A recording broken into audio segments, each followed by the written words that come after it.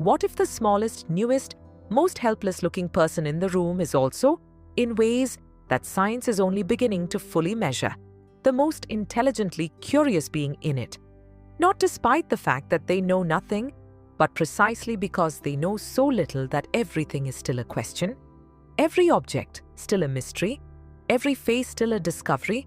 every moment still something to be attended to with the full, unguarded, undivided intensity of a mind that has not yet learned to take any of it for granted.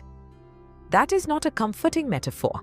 It is a scientific finding, and it comes from decades of research that have dismantled, one careful experiment at a time, the image of the infant as a passive, uncomprehending presence waiting for knowledge to arrive from outside,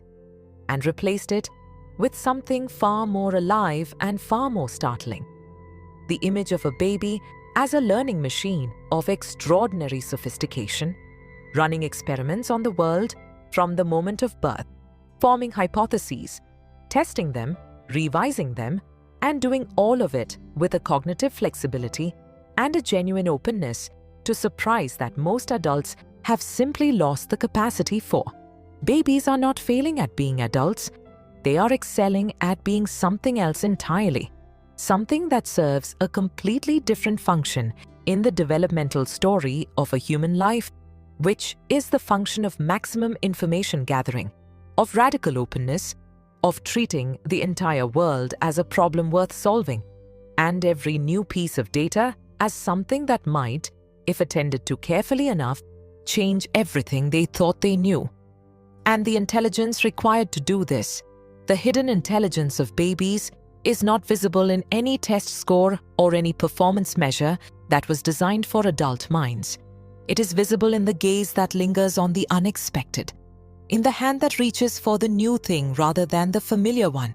in the face that goes still with concentration when the world does something that does not match the internal model, in the tireless, ceaseless, magnificent refusal of the infant mind to ever fully arrive at the comfortable certainty that it knows enough, that it has seen this before, that this particular mystery does not require any more investigation. And the deepest twist in this story, the one that lands with the most force when you really let it settle, is not that babies are smarter than we thought, though they are,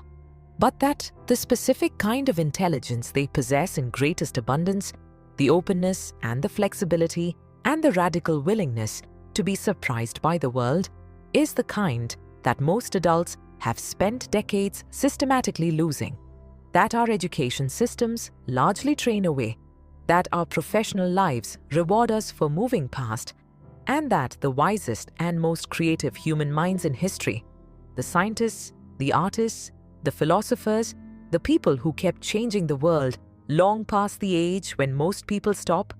were the ones who found a way to keep some of it alive, to carry a little of the baby's way of seeing into the adult world, to meet the familiar as if it were strange, to treat the known as if it was still a question, to bring to the ordinary day some fraction of the wide, searching, endlessly astonished attention with which every baby meets every moment of the life they are only just beginning.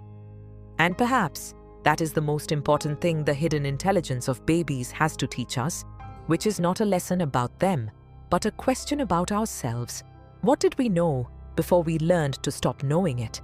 And what would change if we could find our way back? Subscribe for more Mind Secrets.